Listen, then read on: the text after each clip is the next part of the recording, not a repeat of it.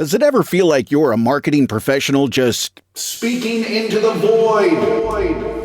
But with LinkedIn ads, you can know you're reaching the right decision makers, a network of 130 million of them, in fact. You can even target buyers by job title, industry, company, seniority, skills, and did I say job title? See how you can avoid the void and reach the right buyers with LinkedIn ads. Spend $250 on your first campaign and get a free $250 credit for the next one. Get started at linkedin.com/campaign. Terms and conditions apply. Welcome to Looking at Lucasfilm with Brian Gaughan, the podcast with a different perspective on the world of Star Wars, Indiana Jones, and all of the other entities that George Lucas, Kathleen Kennedy, Dave Filoni, Jon Favreau, and the rest of the team at Lucasfilm have dreamed up over the past 40 years. I'm entertainment writer Jim Hill, and my co-host Brian Gaughan and I are recording this week's show on Sunday, October 8th, 2023. And it's been kind of a tough couple of days for the Lucasfilm family.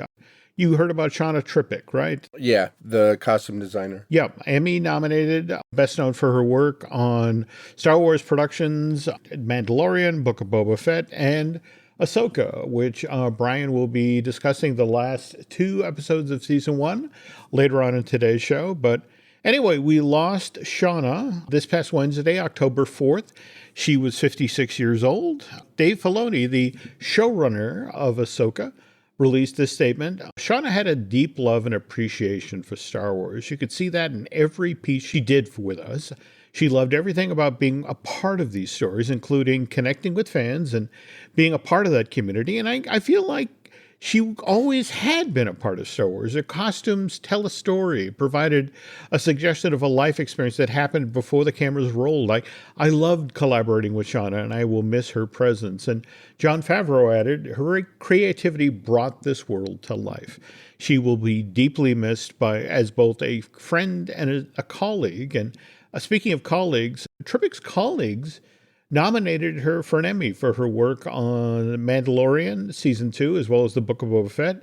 She took home a Costume Designers Guild Award for her work on the Book of Boba Fett, and she is currently nominated for an Emmy for her work on the Mandalorian Season 3. So on behalf of Mr. Gaughan and myself, our sincerest condolences go out to Shawna and her family and friends at this difficult time. And sorry to start out a downer, but to be honest, this is one of those kinds of shows, and we have some similarly difficult stories coming up here. The costumes in especially Boba Fett with the Sand People, she took something that it was established, of course, in Star Wars, and then she made something else out of it. And especially like the witch doctor or whatever you want to call them, and it just, you would just get sucked into what, and then of course when you saw it, you wanted an action figure of, all her costumes and how she really got into the whole worlds, and she made the worlds work. That she did. It was memorable work, and again, it's a sad loss. So yeah. More news on the other side here, but I want to remind you, news portion of today's show is brought to you by Looking at Lucasfilm's new sponsor, which is Touring Plan's own travel agency. If you're thinking about visiting the Walt Disney World Resort down in Florida or the Disneyland Resort out in California, these obviously knowledgeable folks can help you plan your dream vacation. They'll even toss in a subscription to Touring Plans for free. So if you're thinking of leaving the house to go meet with the mouse, your first stop on that journey really needs to be this website, touringplans.com/travel. Brian, quick question. Have you checked out The Creator yet? Gareth Edwards' new movie. Haven't been out there, but I haven't been at the theaters yet, but it looks amazing. I've seen on YouTube they have the making of type of thing, and it looks like it's gonna change the way we see certain science fiction films. I haven't yet made it up to theaters to see it yet myself, and I'm getting a little concerned that I need to do it quickly because... you think it's going to leave It's not exactly burning up the box office, and which is unfortunate because I've heard a lot of people say very good things about it. More to the point, I want to say it's a great-looking sci-fi film that got delivered for just $60 million. That's the craft services budget on Avatar, The Way of Water. I'm also a fan of Garrett's work on Rogue One, which I would argue is perhaps the best of the feature films that aren't necessarily tied to the trilogies or that sort of thing. But of course, let's face it, there are a lot of stories that surround Rogue One. I don't need to revisit how people compared the first trailer of the film to the finished film, and it's like there are clearly whole scenes or that sort of thing that were shot that got cut out of this thing. And in fact, there's the famous 5 weeks of reshoots that were done prior to this thing being released. And Garrett sat down with Kim Masters for her show over on KCRW, the business. And Kim, being Kim, asked him about, these various stories about Rogue One, in particular, Tony Gilroy coming in and supposedly doing a lot of rewriting on it and perhaps some directing.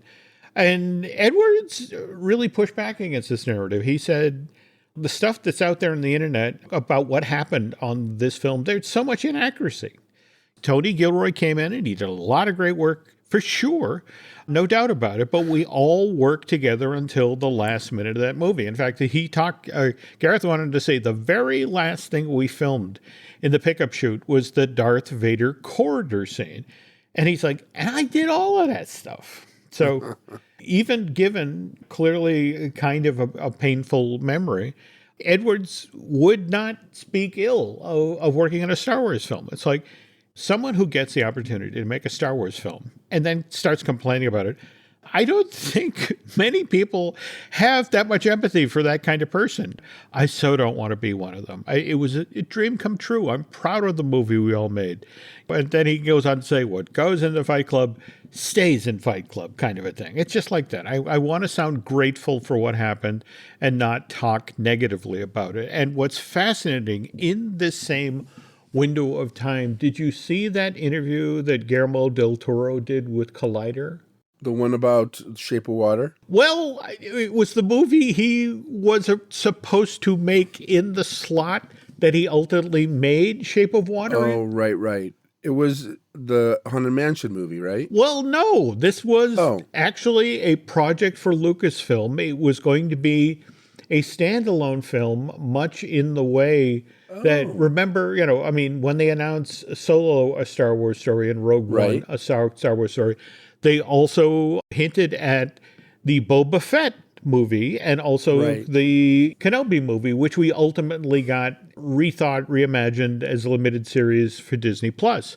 But Guillermo had been brought in to direct a standalone film about Jabba the Hutt. Jabba the Hutt, really? Yeah, and it was supposed to be about the rise and fall of Jabba the Hutt within the Star Wars crime world, and ultimately was supposed to reveal what brought about his death in Return of the Jedi, which I'm sorry, wasn't it Princess Leia with a chain on the sail barge? But anyway, Guillermo goes on to say, look, we were doing a lot of stuff, and it's not my property, it's not my money, and then it's one of those 30 screenplays that just goes away. And he said, look, there are frustrations, but he harbors no ill will toward Lucasfilm. And grateful for the experience he's had while shaping that film. And as you mentioned, he pivoted right out of working on Jabba the Hutt into The Shape of Water, which, given that how many Oscars did that win? Yeah, for Best Picture, too. It's amazing. I mean, it just seems like a film that he's always wanted to make, too. And the weird part of it is this is the time of year when people show their love and appreciation for the Universal movie monsters. But the notion that you could create a movie that lived at the corner of where the creature from the Black Lagoon and Disney's Beauty and the Beast lived, and it would win an Academy Award. I mean, this is kind of the film industry I love. But anyway, as he mentioned, that there are sometimes you work on things that don't go forward, and then again, sometimes the most unlikely of projects. I mean, think about it. If we took a step back 5 years ago and, the Clone Wars had ended abruptly. I mean, we did not get our 7th season of the show. And, we had Star Wars Rebels, an animated series. At that time, would you have ever thought that we would get a live action limited series for Disney Plus? That No. these two properties would live on and tell a great live action Star Wars story. And amazing. I mean, and there's so much story there too. And in the last 2 episodes, wow, did he put everything in there? Well, okay, so let's start with our first of the last 2, Dreams and Madness. Dreams of Madness. Well, the great thing in the beginning, we got a cameo by C-3PO. And I watched the credits to see if it was just Anthony Daniels' voice, but it wasn't. He was there. He was in the costume. He did the whole thing. So it was cool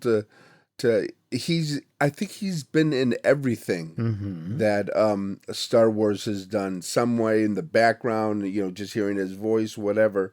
He's one of those characters that is always in, seems to be in Star Wars. And then we got mentioned about Senator Leia Organa, which means, okay, so right after Return of the Jedi, she became a senator again.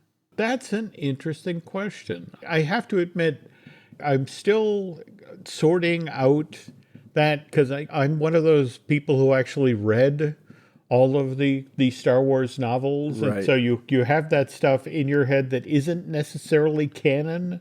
So every so often it's like, all right, wait a minute.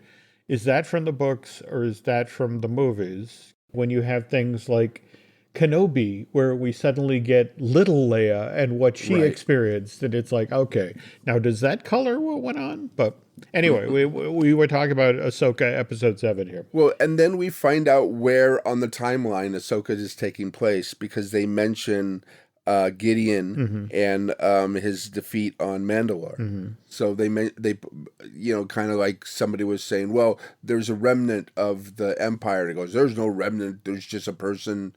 There's just Gideon, who was a rogue, trying to get his own thing started. Little do they know, of course. But so then we got the timeline. So now we know where everything is in order, so to speak. So after Ahsoka, when we get the Mandalorian 4, it will probably start at the exact same time. So this is where Mandalore 4 will probably start, right where we are now in Ahsoka. Okay. But we had our cliffhanger at the end of 6. We got to see that Ezra is here. Right. We had Sabine kind of holding back in regard to info. And in fact, that was what was kind of interesting about episode 7. She wasn't necessarily all that forthcoming either, as they were making their way across the terrain in their turtlemobiles. Well, didn't she think that she basically left everything behind? And then that Ahsoka was dead and now she was on her own, and that Ezra wasn't getting back, wasn't going to get back home, and she didn't know how to tell him that. Okay. It just seemed like she was between a rock and a hard place when it came to that information. All right, I get that. But meanwhile, lots going on with Ahsoka. I mean, her Purgle trip ends and she basically steps off in the middle of a minefield. Right. And barely survives that and ends up hiding at a graveyard of, these space whales. Very similar to the way that the Millennium Falcon hid in the asteroid field. But at the same time, Thrawn was definitely Thrawning. I mean, he is such a cold-blooded intellectual. I mean, it's just to watch him in real time doing the calculations about, okay, we can afford to do this, we can afford to do that. What are acceptable losses? And that's in a weird sort of way what makes him such a scary character, that he definitely is the brightest one in the room in most situations. Yeah, and remember that look he got when he found out that Ahsoka was Padawan to Anakin? Yeah, you could literally see him at that moment changing calculations. Yes. Just sort of like, oh. But I have to ask, because this is a thread that runs through episode 7 and episode 8. There is so much time spent with them moving the cargo, moving it from the base of the Citadel into the Star Destroyer. What do you suppose these coffin-shaped like things are? Well, I can think of two things. It's either more of these night troopers, or it's the witches, the past witches that have died. Because a lot of times you hear whispers, and like especially when they turn Morgan, you hear these whispers, like there's all these, I don't know if you're going to call them ghosts or spirits or whatever, but it's there. It's like their force. We find out later that Pereira was not just for the Night Sisters, but for the gods of Mortis. And we find that at the very end when we see the giant statue. The carved statues. Yeah.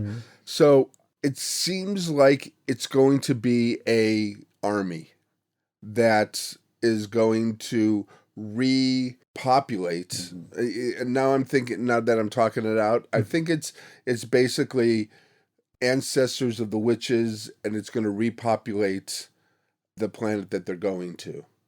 Darthamir, I want to say. Yeah, Darthamir, yeah. Okay, so... Because that's their home planet before they had to skedaddle out and go to Pereira. So I think this is them coming home. Well, I got to admit, it's a hell of a MacGuffin that they definitely teased out. But we haven't talked about Ahsoka reuniting with Sabine and Ezra, which there was a wonderfully staged battle prior to that. The John Ford battle? Yeah. I mean, I have to write down to the Circle the Wagons, which I thought... Yeah, that was really cool, too. That was really cool. And it was funny how the two that were fighting were, of course, Sabine and Ezra, and all our favorite Nadi were Anne and our Howler were hiding, but throwing rocks, just like the... Well, no, I mean, they're sweet, childlike characters, so the sweet, childlike character would throw rocks. Right, but just like the Endor creatures. Why am I forgetting? The Ewoks. Ewoks, oh my God. It's okay, but yeah, it gave me that feel that it was almost the same thing. I mean, here were these really friendly, sweet characters, and they used frying pans to hit people in the head. Wow. So it was there was the Three Stooges aspect to it, which was a lot of fun too. Yeah, this is true. But prior to Ahsoka joining Ezra and Sabine and chasing off the troopers and Shin, for that matter, we had our fight with Baylan. Yeah, beautifully staged, and this episode had such a nice balance between big action set pieces. I loved Ahsoka's reunion with Ezra. Yeah, this really sweet personal moment where you think I'd miss this. Came all the way across the galaxy for that.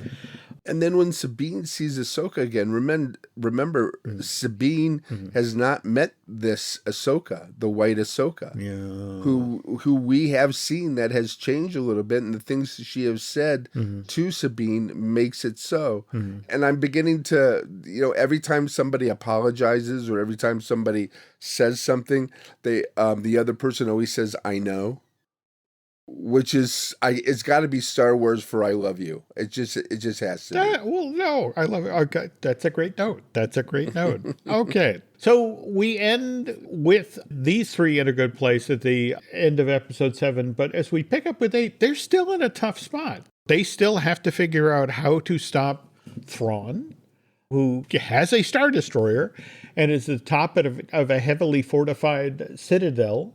And again, this is Thrawn. He's willing to make all sorts of calculations, the effect of what are effective losses to get to where he needs to go. And a lot of really well-staged stuff. But what was your take on this? Well, first of all, we got to find out why the Eye of Sion was so big. But the whole thing was, you could always tell that he was one step ahead. I mean, he knew that he was going to have Morgana stay behind. And he manipulated her also to get him time to escape. Also, I saw one of the not repeats, but when the videos that say what happened. And do you notice that Thrawn has on his uniform, there's a hole near his shoulder that looks like it was sewed, like it was a blaster wound or something, and then it was sewed over. And I'm thinking, what if Thrawn is a walking dead also? Oh, okay. Ken, now you're making me sad that we lost Shawna Trpcic again. If ever there was a person who could answer that question, it was probably Shawna. Yeah, but but there's like hidden things in there like that. The whole thing where Morgan becomes a Night Sister, and she gets her wish, but then it gets taken away, and she knows it. You saw it on her face. Yeah. You just knew. And do you think that affected the way she fought Ahsoka? It's interesting you say that, because remember what she says before she steps into the final battle. Right. Is for Darthamir. And, this isn't for Thrawn. This isn't for the sisters. This is for her home world. Yeah, he says for the Empire, and she says for Darthamir. There we go. Yeah. Yeah. So, yeah. But remember, before we get that battle between her and Ahsoka, we have those three. Oh, that was a great sequence. Oh, yeah. When they're going towards the doors, and they're opening them, and you see poor Sabine there, and you're watching, you're going, I don't know. Yeah. Maybe she's just putting her hand out. I don't know if there's going to be anything. But that's when it happens. That's when she breaks through to the Force. Yep.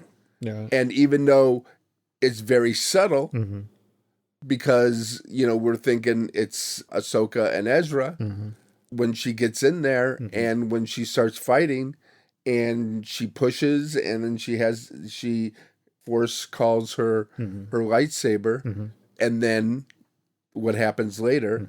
Now she's going to be, she's going to be a full Jedi. And again, that we do get sort of a taste of, after sort of the damaged Master Padawan. Face it, we've seen that relationship heal and grow over the course of season 1 of Ahsoka. Yeah, especially this stuff with Anakin in the World Between Worlds. She has gotten her closure, and remember, and then she went back to her training with him through videotapes that he made. Yep. And that was weird, because I'm going, wait a minute, he's back again? So that was a neat little, throw the wrench in and then screw in the screw. So, to fool us, but then April fools us too. But I also like the when Huang and Ezra were creating the lightsaber. Yeah. And when he gave him a piece and he goes, no, that's a little too narrow. And that's reflecting on, remember when Rebels first started? A lot of people got upset that the lightsabers were skinny and long. Wow, Filoni doesn't miss a trick. No, he answered every single question that he ever brought up. And when I'm watching this, I have so much respect for him.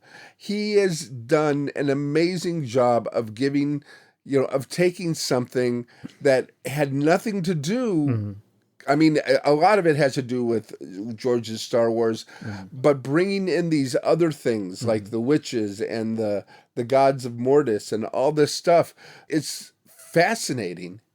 And now he's bringing it into live action too. Okay, brings me to a somewhat difficult question, because this is a criticism I have seen bubble up online a lot about Ahsoka, that there is an almost ridiculous amount of fan service in this show.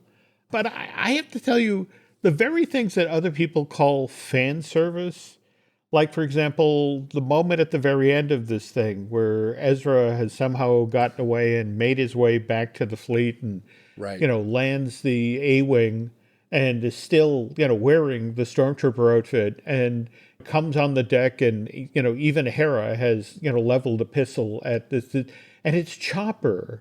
It's Chopper that recognizes him and rolls over like his faithful dog. I mean, I get that's fan service. I do, but I still enjoy it. See, I think it's more than what you're saying. There's everything before he's done is fan service. This is just a continuation of what he's done. Everything he puts in there is logical. It's not, let's throw it in and make everybody happy. No, it's put in there to answer a question why the lightsabers were too narrow, of who's going to discover that it's Ezra, but Chopper. I mean, these are all logical steps. Not so much, I don't see it as fan service. Fan service is when you have somebody say, I don't like the looks of this. I have a bad feeling about this. That's fan service. I have watched Star Wars movies since the first one came out in 1977. Yeah. But at the same time, for example, in the final moments of Episode 8, where, you have Ahsoka and Sabine back with the little turtle people and just sort of settled into, well, we live here now, or for now. But again, the language of we're where we're supposed to be. But the moment where she looks off in the distance and you see the owl thing take off. Yeah, is it Mordai? Morai, like yeah. Morai. And it's one of these things where I saw that, and then, in reading the reviews later, it's the fact, oh, that's the Morai, that's, something associated with Ahsoka, something she knows from the world within worlds, and it's actually... Well, it's the daughter. Well, there we go, and then now it gets, now it plugs in with, where we saw Balin, Yep. And which, again, brings me to the other question I want to ask here. Obviously, we lost Ray Stevenson, the actor who played Balin. But clearly that character is on a quest, and that's going to continue in some way in season 2. So we're obviously looking at a recast there. Yeah, they have to. But there's so many actors out there. Not saying that they're, that Stevenson wasn't unique and stuff, which of course he was. But there's so many actors out there that could just walk right into. I guess so. That. I guess so. Yeah. But he did such a nice job. Oh, well, it was in everything he's been in. Remember, he was Beowulf? Yep.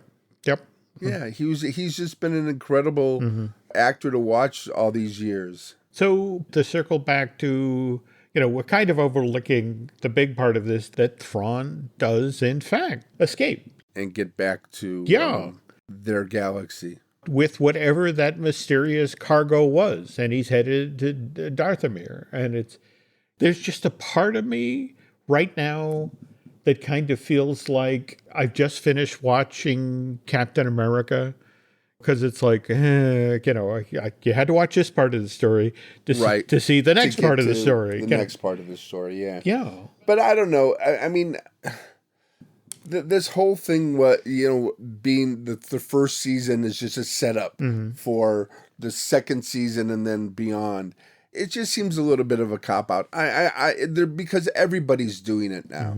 Okay. I mean, there's very few, unless you have, let's say it's a mini-series. Then we know it's finite. But it just seems like, you sat through 7 hours or 8 hours of this, and then it's like, oh man, I gotta wait to find out what happens to Shin. I gotta wait to find out what happens to Balin.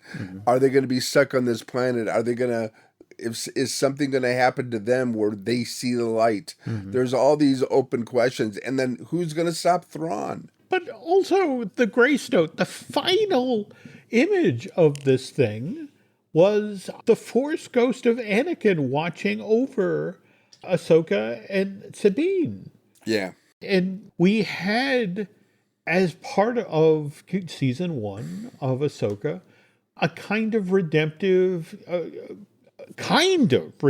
arc for Anakin Skywalker, Darth Vader. I mean, you're watching good television or a good film where that image of him marching off into battle, into the fog, where with each explosion, his silhouette would change from Anakin to Darth Vader to back to Anakin.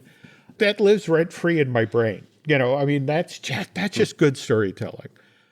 Well, yeah, and the thing about it is, it's just when I saw the Force Ghost at the end, I just felt that, oh my gosh, Anakin is going to be a big part of what's going to happen now. There we go. And not only that, but, we know that Yoda's around. We know that Obi-Wan's around. We even know that there are other Force Ghosts that could be part of what's going on too. But we do know that Anakin, and what is, what's the Anakin's a chosen one.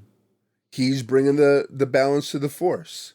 So maybe this is finally him showing how he's going to bring the balance to the Force. Now, is he going to become the father from the gods of Mortis? Because that's the one who brings the balance to the Force. Is Ahsoka, who already has a little bit of the daughter in her, is she going to become the daughter who is the light side of the Force? So that leaves the son, and could that be Baylor? I mean, these are things that I'm watching, and what I did have to go back, because I didn't know much about the gods of Mortis at all. So I went back and I saw the arc, the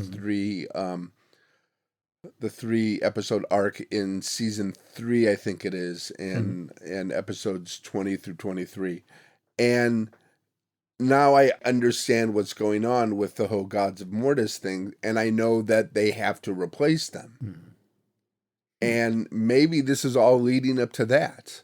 I do not know what to tell you. I am looking at the notes you put together prior to today's show, and you close out with, just the notion that we may have to wait another 2 years before we get season 2 of Ahsoka, and that's going to border on excruciating. But again, there's some amazing dangling threads, and I'm fascinated to see where this story goes from here. Well, we know that Dave is basically the next coming of George, because he ends it. This is just like the rise. Well, what's the second one? The Empire. The Empire Strikes Back. It ends almost like that, to where, okay, all these things have to happen now. We're on a cliffhanger. So I just think that Filoni has really outdone himself. And the one episode that he directed was like directing a World War II film, and a psychological one at that. And it just makes me happy that, okay, I'm going to have to wait a couple years, but I know that it's going in the right direction. And the one also saving grace here is, while we're waiting for season 2 of Ahsoka, remember, in between there, we have Star Wars The Acolyte, the second season of Andor, and Star Wars Skeleton Crew. Skeleton Crew. Yeah, a lot of stuff still coming over the horizon there. So it'll be a wait, but it'll be worth the wait. Yeah, and I think that Acolyte is gonna touch on some of the stuff that we're learning here. I mean, with the witches and the gods and things like that. I think that's going to be, they're going to focus on, the Force and where it stands now. I have to admit, I have not really embraced that publishing effort in the comic books and that sort of thing. Right. There comes a moment where it's like, too much. But that said, I'm still willing to give Acolyte a shot. So speaking of giving things a shot, when we get back from this break, we're going to talk about how Michael Eisner took a shot at Michael Jackson in trying to see if they could get him to do something for the parks, which is how we got Captain EO. The family that vacations together stays together. At least, that was the plan. Except now, the dastardly desk clerk is saying he can't confirm your connecting rooms. Wait, what? That's right, ma'am. You have rooms 201 and 709. No, we cannot be 5 floors away from our kids. The doors have double locks. They'll be fine. When you want connecting rooms confirmed before you arrive, it matters where you stay. Welcome to Hilton. I see your connecting rooms are already confirmed. Hilton, for this day. Every story you love, every invention that moves you, every idea you wished was yours, all began as nothing. Just a blank page with a blinking cursor, asking a simple question. What do you see? Great ideas start on Mac. Find out more on apple.com/Mac. This episode is brought to you by Nespresso. Gift magical mornings with Nespresso Virtuo Pop.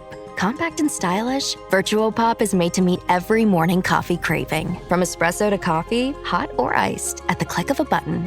And celebrate the season with Nespresso's limited edition coffee flavors. Sweet almond and hibiscus, cinnamon and candied tamarind, and festive double espresso. Magic in the making. Shop the holiday gift collection exclusively at Nespresso.com.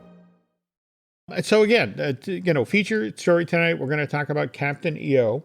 I chose this particular slant because, again, remember, Brian worked for years in the film industry, and this is kind of the behind the scenes on how Captain EO came together, and more to the point, what happens when a lot of people who've never made a 3D movie try to make a 3D movie. I got a friend of mine was the storyboard artist on that. Really? And Ed Eith, okay, who worked on Back to the Future 2. Mm-hmm. And when he was doing the storyboards, he said he was really bored with like drawing these characters and doing things with them. So he put on one page, cut to, mm-hmm. and then you turn the page and it's this lovely girl in a bikini sitting on a beach, mm-hmm. Putting lotion on herself. And he goes, cut to a beach someplace in Orlando where we see this beautiful mm-hmm. and then you go back to the action. And he got a phone call from the production designer. He says, Ed, we're going to cast this this lovely beauty. Would you like to be part of it? Oh. But you have to imagine that these storyboards went to Coppola, to Lucas, mm-hmm. to Michael Jackson, so they got to see his sense of humor. And he got to work with, like I said, he worked on Back to the Future and the Muppets. He worked for the Muppets a long time. By the way, the storyboards for Captain EO actually factor into today's show. But, good. Michael Isaac comes through the door, September 1984, knows Michael Jackson is this crazy, crazy Disney theme park fan, and figures, give it a shot. It's like, Michael, you're coming to the parks all the time. You're paying for after-hour access to get into the parks. How would you feel about doing something for the parks? And in his 1988 memoir, Moonwalker, Jackson actually talks about, Eisner came to me, wanted a ride for the park. And they said, they didn't care what I did, just as long as it was something creative. And in the end, it sort of settled down to a 3D movie. And so the Imagineers pitch all sorts of ideas to Michael. And the one that really intrigued me that they did not go with was kind of an early version of Night at the Museum. And it's basically Michael gets locked in Disneyland after dark. And then all of the AA figures from Pirates come out and menace him. And then that becomes the music video. And so Jackson was like, guys, I already did that.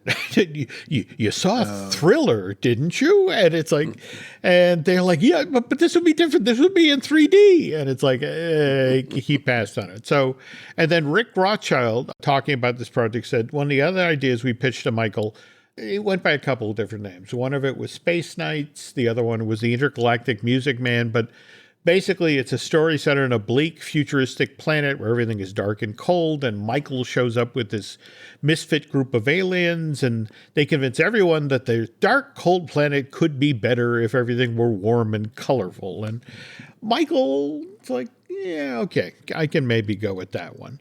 But at the same time, to pull this off, I want the best people. And what he initially proposed, he wanted George Lucas to produce it, and he wanted Steven Spielberg to direct it. Spielberg, not available. He's ramping up to shoot Color Purple at the time. Also had just committed to NBC to do those 2 seasons of Amazing Stories. So, I mean, this guy's dance card was full. On the other hand, there's George's longtime friend, Francis Ford Coppola. And he was just coming off of the Cotton Club. So Francis is sitting at home depressed because this is his second film in a row that hasn't made money. The one prior to that was Rumblefish. He still has all of the money he owes the banks, because of American Zoetrope. And frankly, his wife, Eleanor, wants him to stop moping and get out of the house. So when George shows up with this theme park job, do you want to come direct Captain EO? Eleanor steps in and says, yes, he'd love to. Get him out of the house. So anyway, Michael wants the best of the best of the best. And Disney basically gives into everything he asks. I mean, for example, the score is done by James Horner, who, Wrath of Khan, Disney's Rocketeer, not to mention James Cameron's Aliens, Titanic, and Avatar. Jeff Hornaday, who choreographed a number of the songs for Flashdance and had previously worked with Jackson on the Say, Say, Say video with Paul McCartney. He does the choreography for the movie. John Napier, the production designer for Broadway's original production of Cats and Starlight Express, he does the costumes. Rick Baker is brought in to do the little animatronic animals like Fuzzball. And then there's Vittorio Storaro, the cinematographer for Apocalypse Now and Reds. He lights the set and shoots Captain EO with Disney's two unique twin 65mm cameras. But again, as I said, none of these people have ever done a 3D movie before. And for a 3D movie to work for the audience in the theater, you have to shoot footage that is strongly lit for maximum depth of field. And now, meanwhile, you have a Michael Jackson who wants the trash planet that Angelica Houston rules over to be dark and deep in shadow and mostly in black and white. So with the idea that when Jackson and his rainbow-hued crew show up, they really stand out. Lovely idea on paper, did not work in real life. And recognizing that all of these Hollywood A-listers are going to need help pulling off their very first 3D movie, Disney brings in Eric Brevik. Now, Eric had been the assistant cameraman during the production of Magic Journeys, the earlier Epcot 3D movie. And Eric said, look, shooting Magic Journeys was difficult, but it was nothing compared to Captain EO. So Brevik, one of the few people on the production team that has any firsthand experience when it comes to shooting 3D. So his title on the set is 3D consultant. But he found over time, he was the one who kept having to go to like a Francis Ford Coppola and explain to him what 3D cameras can and cannot do. And he talked about, look, on Magic Journeys, we composed every shot, from the storyboards on forward, lighting on the set, everything to take advantage of what 3D film did best. Whereas on Captain EO, the decision was made going in that every shot would be composed for dramatic effect, not necessarily what would look best in 3D or what images could actually be shot in 3D. And so he said, so Eric goes on, I tried repeatedly to explain to these people that were making Captain EO, but there were some very big names on this 3D movie, and they all had opinions about what had to happen. So shooting gets underway July of 1985. Coppola, literally days in, breaks the cameras, push them so far for these dramatic shots. He breaks the twin 65mm cameras that Disney has used for years to make its 3D movies. And because production could not stop because of all of these high-powered, highly paid people are standing around, Disney, at great expense, leases a Super Panavision or a twin set of Super Panavision 65mm cameras from another studio in Canada.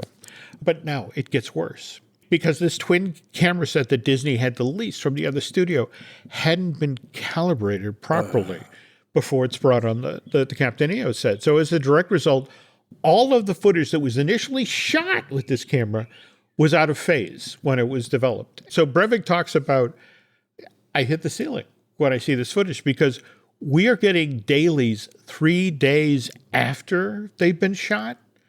Because again, it's 3D film. It takes that much longer to develop and then sync the images and all that. So that meant that 3 days worth of footage had already been shot this way. And oh no! And the interesting thing is, in the finished film, there are a half a dozen shots from those production days. And that's the question I want to throw out to our listeners. Anybody know which shots they're talking about in Captain EO? Because evidently it was, we can get away with this shot. We can use this footage at this moment in the movie. And I don't remember anything particularly being out of focus or out of phase in Captain EO, when I saw it. Well, I saw it a lot. And do you remember there is a shot where the commander, played by Sean... Oh, yeah, Dick Shawn, right. Yep. Dick Shawn, you see him far away in the background, and he's not a hologram. He is in color, and it's a very quick shot of him just throwing his arms up and going, what's going on, what's going on, what's going on? And I just wondered if that was some of the stuff, because they did replace his things with a hologram version of himself. It's so interesting you say that, because as I recall from the making of Captain EO, it was when they were shooting the ship pitching and yawing and the cantilevered set actually broke. In fact, I want to say that was when the camera got broken as well, that you don't put a 3D camera on a moving set. Anyway, all right, getting back to the effects side and hopefully keying in with your friend who did all those storyboards. Disney visual effects veteran Harrison Ellenshaw, who, after looking at the original storyboards for this 3D movie, then did a breakdown of what was needed effects-wise to finish the film. And he goes to Disney Studios and says, hey, I'm going to need this much money to do the 60 effect shots that have been storyboarded for Captain EO. And Disney management's response is like, oh, no. Captain EO has already gone way over budget. We're not going to throw any more money at this project with the parks. We'll give you half of what you're asking for today. And you figure out how to make this 3D movie work with just 30 effect shots. And meanwhile, Lucas and Coppola are starting to edit together Captain EO and are realizing that this thing looks really rough. So what do you do when you have a rough-looking film with a lot of rough-looking footage? Visual effects. You do a lot of visual effects, to cover it up. Cover it up. So in the end, Captain EO didn't have 30 visual effects or 60 visual effects. It had 150 visual effects shots, which not only blew up the movie's production budget, it threw the entire project off schedule. Eisner originally wanted Captain EO to open at Epcot Center and Disneyland Park by Easter of '86, which, by the way, Easter that year was March 30th. But with all the additional effect shots, meeting that Easter 1986 opening date was now impossible. So it's January of '86, 3 months, again, from the original opening date of Captain EO. And George Lucas has come down to Disney and he watches a work-in-progress print of this 3D movie. And George has been around the block, especially when it comes to effects movies. And George is looking at how few of the additional effect shots he and Francis ordered are in this early version of Captain EO. And so lights come up in the screening room and George gets up out of his seat and walks down to Harrison's office and closes the door first and then asks Harrison flat out, is this movie going to be ready for Easter? And Ellenshaw swallows hard, grips the side of his chair and says, no, it's not going to be ready for Easter or Memorial Day or the 4th of July. And in fact, at that point, given how far behind schedule all of the effects work is on Captain EO, even Labor Day 1986 is looking iffy. And by the way, Ellenshaw is right. It missed Labor Day 1986. Captain EO didn't open till September 12th of that year, and Labor Day was September 1st. And by the way, the Disneyland version would even open later than that, September 18th, 1986. So, but what was great about this, Ellenshaw recalls this meeting with George Lucas years later as being one of the toughest things I've ever had to do in my life. But he said, Lucas was nonplussed. He eventually, got up out of his chair and said, okay, let me go talk to Michael, as in Michael Eisner, Harrison Ellenshaw's boss. But he then, before he goes, he said, also, let's get you some help. So George first calls Tom Smith, the former general manager of ILM, who's now available to come. It said, "Look, I need you to come on down to Disney, see if there's anything that can be done to coordinate between the Disney effects people and ILM's effects people, the folks up in Marin, to see if we can help bail these people out." And as a direct result, the space chase scene at the front of the movie, that was actually done by Joe Johnston. They handed that to him as a piece, and he shot that up with Disney's own effects team, ILM, using VistaVision cameras. And then the 3D star fields that start the movie, remember how that was really kind of a spectacular way to start the show? That was done by Dreamcast in LA. And what I love about the story is it kind of reminds me of that all hands on deck thing that was done for Who Framed Roger Rabbit, where, the only reason that made it out into theaters for June of '88 was Dale Baer's studio stepped up and did the entire Toontown scene, the part of the movie that everybody loves. But Dale and Jane Baer and their team did that. What I genuinely like about this story is it shows George Lucas being a decent human being. Because think about it, it's he and Francis who caused this production problem for Harrison by adding all of those extra effect shots late in the game, just as the movie's headed into post-production. George knew that he now had to help Harrison find some sort of solution.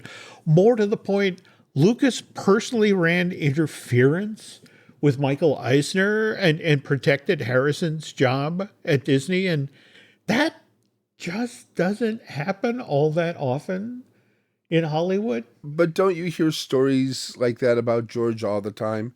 Like almost on anything, he was always backing his people. But again, I want to stress here how rare this is. You're right. You're one. Yeah. Yeah. Again, he's sitting in the screening room and looking at the 17-minute long cut of Captain EO and how few effect shots are done. And, he's sitting there in the darkened theater calculating 3 months. They have 3 months to deliver the shots. They're never going to do it. And, time to go walk up the hall, time to go speak with Harrison. But finally, I thought you, of all people, would appreciate this about when they finally finished the movie and it was time to show it at both Epcot and Disneyland. They had a specially built 54-foot wide, 24-foot tall screen with a 7,000-watt bulb up in the projection booth to make sure they had nice, clear images in that theater. And the other thing, remember, is because this is a continuous loop show, Brian, this isn't on reels or this isn't on a platter.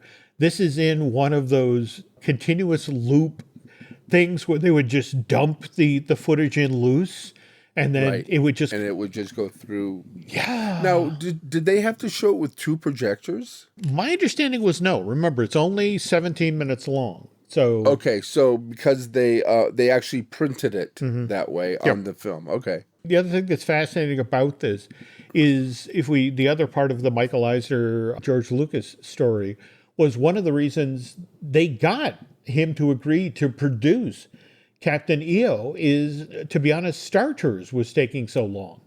And it was just, George, we need something else with the park faster. How would you feel about helping out with the 3D movie? What's it about? It's in space. Oh, yeah, I know space. Okay, I'll do it. Yeah, I've been there. I've been there. Okay. So, all right. Anyway, folks, that's going to do it for this week. Brian and I will be back in 2 weeks' time. In the meantime, where can folks find you on social media, Brian? I'm going to be on Instagram. That's the easiest place to find me. I like Instagram. I do a lot of stuff over there. And it's BT Gaughan, Gaughan, and you'll be able to find me there. Cool. Well, you can find me on X, Twitter, whatever we're calling it. Also, Instagram is Jim Hill Media. And over on Facebook at Jim Hill Media News. Also, want to remind you, we have a couple of other podcasts here you might want to check out.